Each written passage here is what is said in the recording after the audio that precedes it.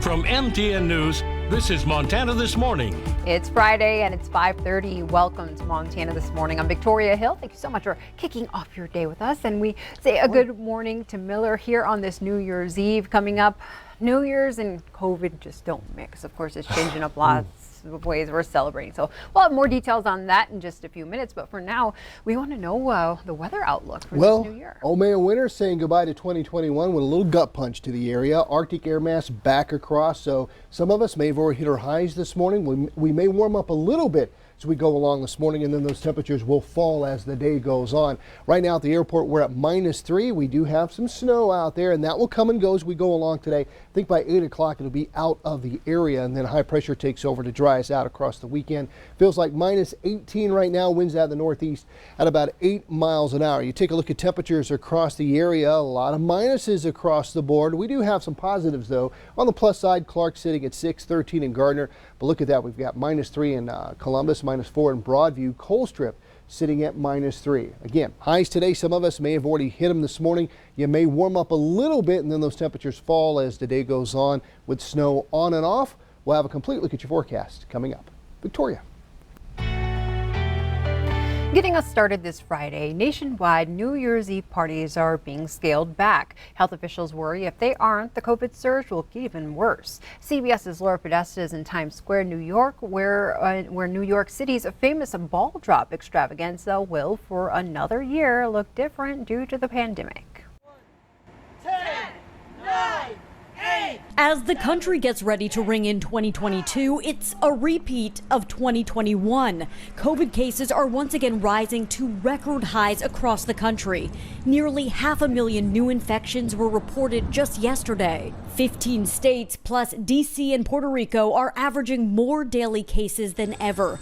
And Florida just shattered its state record. We are at the very beginning, unfortunately, and likely have at least 4 to 8 weeks before we're going to see it rise and then begin to fall again. White House Chief Medical Advisor Dr. Anthony Fauci urged people not to attend large-scale New Year's Eve celebrations. Atlanta's Peach Drop was canceled for a second year in a row, and San Francisco scrapped plans for its fireworks show. While the iconic ball drop here in Times Square will still be attended by thousands of partygoers, they must be fully vaccinated and masked. And there will be limited capacity to allow for social distancing. Incoming New York City Mayor Eric Adams has also announced he's keeping the Big Apple's controversial vaccine mandate in place for every single worker, whether they're employed by the public sector or private. We must learn to be smarter, live with COVID, and ensure that we protect everyday New Yorkers, and that is what I'm going to do. There is new hope for ending the pandemic in the new year. Pfizer and Merck's at-home COVID treatment pills are starting to hit pharmacy shelves nationwide. And the CDC says COVID boosters could soon be made available for kids. Laura Podesta, CBS News, New York. As for the big Times Square show tonight, it has also been affected. Rapper LL Cool J, who was supposed to be among the live performers, announced he's had to back out after testing positive. Now closer to home, the first case of the COVID-19 Omicron variant is now confirmed here in Yellowstone County. According to the latest numbers, there have been 15 cases linked to Omicron across the state. Yellowstone County is one of 8 counties reporting the variant. Riverstone Health offers no information on the individual who tested positive, but does say only a small fraction of tests are sent out for further evaluation to determine a variant. That means there are likely more cases of Omicron across the county. They just haven't been confirmed. And with the first confirmed case here in Yellowstone County, Riverstone Health will offer free COVID-19 at-home test kits starting next week. The at-home test can be picked up at Riverstone Health next Monday and Wednesday from 11 a.m. to 1 p.m. They will also be available on Thursday, January 6th from 3:30 to 5:30 at Riverstone. These kits will be offered weekly on the same schedule as long as supplies last. And now we go to Colorado, where wind-fueled fires outside Denver burned hundreds of homes on Thursday, forcing thousands to evacuate. The flames engulfed multiple family dwellings, a shopping center, and a hotel. Colorado Governor Jared Polis declared a state of emergency. President Biden and Russian leader Vladimir Putin spoke for nearly an hour about Russia's troop buildup at the Ukraine border. Biden warned Putin that the U.S. could impose new sanctions on Russia if it takes further military action against Ukraine. In return, the Kremlin said Putin threatened a complete rupture of relations with Washington. It's a place where no one wants to find themselves, the DUI room at the Yellowstone County Detention Center. As Q2's Russ Riesinger reports, on top of the alcohol and illegal drug DUI cases, they also expect to process more marijuana DUIs after the first of the year. It never leaves your head. The sights, the smells. It's something that motivates you to keep going out there. You might feel like you ruined somebody's night, having a good time, but if you can stop them that night, maybe prevent a fatality down the road. Lieutenant Robert Lester has seen firsthand the devastation caused by drunk and drug driving during his 14 years with the Yellowstone County Sheriff's Office. He also serves as chairman of the Yellowstone County DUI Task Force. So I'm a drug recognition expert instructor. So if somebody gets an impaired driver today that they believe is under the influence of drugs, then they would call me. I'd come in and do evaluation right in the same room. He says he's concerned that recreational sales of marijuana could lead to more impaired drivers on the roads, something they've already been preparing for. But what we did unique at the Yellowstone County Sheriff's Office is we put our entire uniformed division, everybody that wears a uniform, whether they're a courthouse deputy, an SRO, or a guy like me, through the intermediate DUI class, which teaches officers about drugged driving. So if somebody's under the influence of something other than alcohol, they're trained on what to observe and know that it's an impaired driver, not just to let them go when they blow zeros. Just like with alcohol DUIs, they'll be looking for signs of impairment. But we're looking for, are you able to divide your attention multiple tasks? When you hand me your Costco card instead of your insurance card, you forget what you're looking for, how you exit the vehicle, your speech, your eyes, things like that. Every drug will show an indicator of some sort of impairment when I have contact with the driver. With marijuana, that includes a blood test that is sent off to the state lab. We draw 2 vials of blood, gets sealed, shipped off to Missoula. Unlike with alcohol, it can take over a month to get the results. Our intoxilizer will get a result that's recognized by the court right away. The blood's recognized too by the court, but this is nice because it's immediate. These have to wait, and we don't have a marijuana test, field test, like a PBT, a breath sample in the field. The limit in Montana for driving under the influence of marijuana is 5 nanograms. The 5 nanograms is the per se limit. So that's the example of the 0.8 for alcohol. But regardless of the 5 nanograms, if I can show impairment, even if you're below, we can still charge you with DUI. Cannabis has typically a 4-hour window where your impairment levels are peaked. Eating cannabis has a longer effect. So when we start to get the edibles that come into town, your brownies, your gummy bears, things like that, it's going to last a lot longer. So people are going to have the effects of cannabis in their system much longer than they believe. Lester's advice is the same no matter how you're ringing in the new year. Don't take a chance. Just remember the consequences of one night of having fun. Driving impaired can last a lifetime. In Billings, I'm Russ Riesinger reporting for MTN News. Thank you very much, Russ. Long-awaited grants from the Montana Office of Public Instruction have been awarded. $2.8 million will go to 70 programs run by nearly 50 organizations. The money comes from the $4.8 million Federal American Rescue Plan Act COVID relief bill. Recipients include after-school programs to help alleviate a shortage of childcare options across the state. The funds were supposed to finance the programs for 3 years, but now the office says it will only last up to 2 years because so many programs apply. Montana Superintendent of Public Instruction Elsie Arnson says she is exploring alternative funding to make the grants last. Applicants were worried the grants might be delayed because they didn't have an application by last month's deadline. Montana is home to many veterans. In fact, around 600 veterans are currently attending Montana State University, and now the MSU Nursing School has created a new opportunity for future healthcare workers. MTN's Jane McDonald met with students and a veteran about this new learning tool. Our future healthcare workers learned from lectures, labs, and textbooks, but when it came to serving Montana's bravest, our veterans, a different approach was taken. If a veteran tells you that they've never thought about it, chances are they are lying.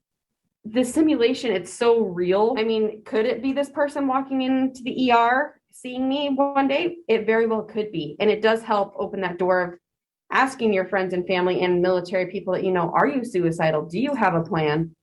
And not feeling so on edge about asking those questions. And one way to teach future healthcare workers how to create this safe space is through a simulation, getting comfortable with the uncomfortable. They need to be safe in telling someone that. The simulation these students went through involved a veteran waiting for her service animal.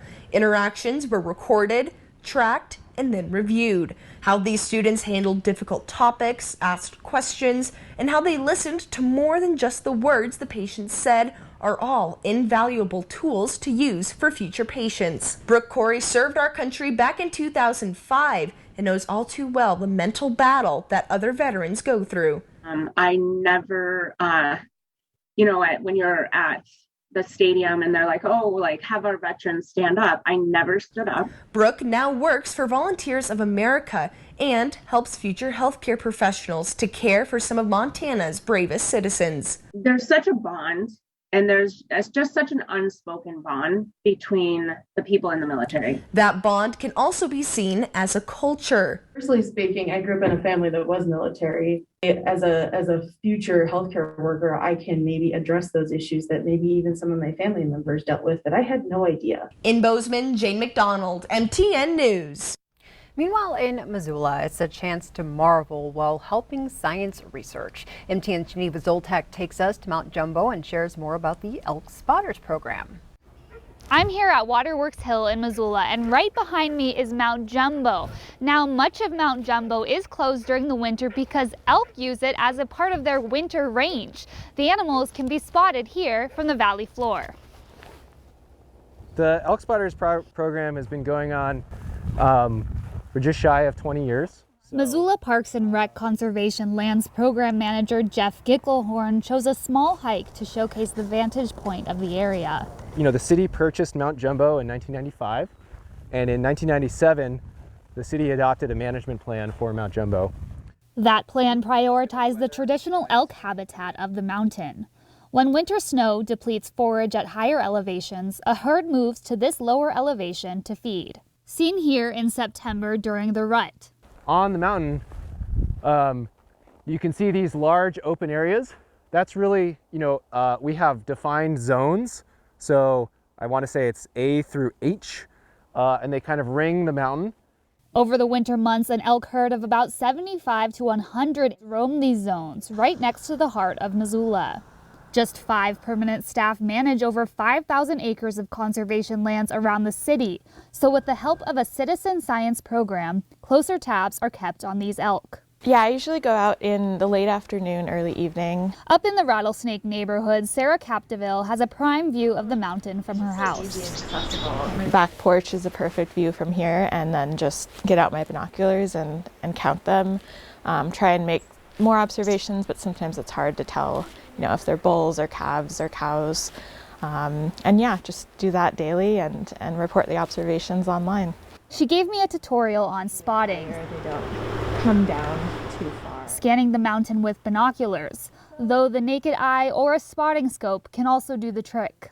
I love citizen science. I think it's just an amazing thing to do, and anyone can do it. I think it's really important because we're eyes on the ground, and taking these observations is really crucial to understanding kind of the elk and how they move on the landscape and how they interact with their different habitats. Sarah is correct. Literally anyone can do this citizen science. After any elk observation this winter, you can go online, fill out the reporting form, and drop a pin where the sighting landed geographically. The collected data is used by the city and Montana Fish, Wildlife, and Parks to determine the appropriate course of action for reopening Mount Jumbo once all elk have exited. But I think there's something really special about the elk herd and having their winter home be right outside my house. Elk spotting continues until May 1st. In Missoula, Geneva Zoltek, MTN News. Thank you so much, Geneva. Well, when we think about New Year's resolutions, for many, that means goals like weight loss or eating right. But the American Medical Association is encouraging people to commit to making better health choices in the coming year that will improve overall health. CBS's Bradley Blackburn has more.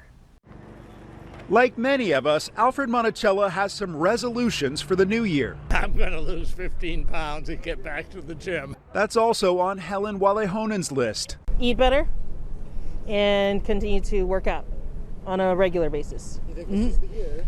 Oh, I say it every year, but yes, this is going to be the year, 2022. The American Medical Association is offering recommendations to improve health this year and in the future. High blood pressure and diabetes can increase your risk of heart attack or stroke, so they urge people to monitor blood pressure and take steps to reduce hypertension. And they advise checking your risk of diabetes by taking a simple 2-minute screening test at the website doihaveprediabetes.org. As many as 1 out of 3 may have prediabetes and not even know about it, which left untreated will almost inexorably advance to full-blown diabetes. AMA President Dr. Gerald Harmon says managing stress should also be at the top of your list. That includes eating right, getting at least 7.5 hours of sleep, and daily exercise and wellness activities like yoga and meditation. If you really need help, don't be embarrassed to talk to a doctor. Don't be embarrassed to talk to your family members. Many Americans have become more sedentary, so it's time to get more physically active. Health experts recommend at least 150 minutes of moderate intensity activity every week. It's going to reduce your stress, reduce your risk for cardiovascular disease and diabetes, and help you lose weight. Also, eat fewer processed foods, especially those with added sodium and sugar. Dr. Harmon says making these lifestyle changes could lead to a happier and healthier you in 2022 and beyond. Bradley Blackburn, CBS News, New York. And another recommendation, drink in moderation. Guidelines say up to 1 drink per day for women and 2 drinks per day for men. Thank you so much for being here with us and watching Billings' only local morning newscast. Coming up, for some, 2021 was a year to be thankful. We'll go to the organizations making a difference as they reflect back on community support. The time is now 5:46. Stay with us. Miller's forecast is coming up next.